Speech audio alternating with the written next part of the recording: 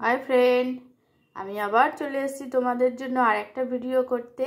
আজকে আমি করছি ইলিশ মাছের ভাপা।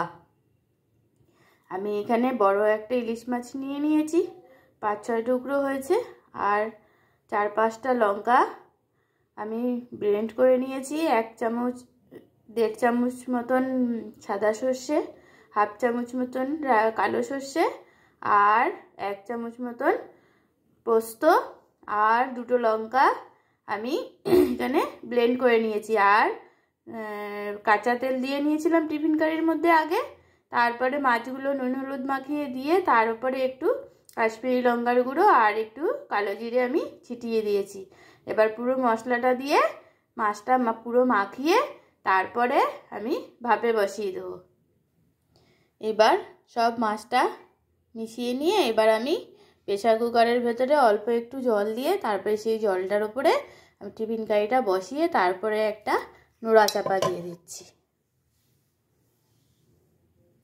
এবার প্রেসার কুকারটা আমি মুখ বন্ধ করে গ্যাসে বসিয়ে দিলাম।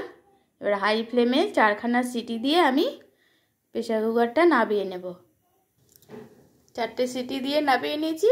এবার ঠান্ডা হলে টিফিন কারিটা খুলে দেখবো হয়েছে কিনা। দেখো বন্ধুরা, দেখো কি সুন্দর হয়েছে।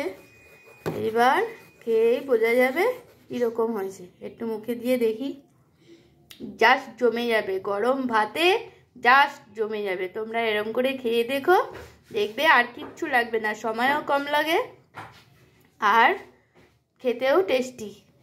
এই রেসিপিটা যদি তোমাদের ভালো লাগে তাহলে লাইক কমেন্ট শেয়ার করতে ভুলো না কিন্তু।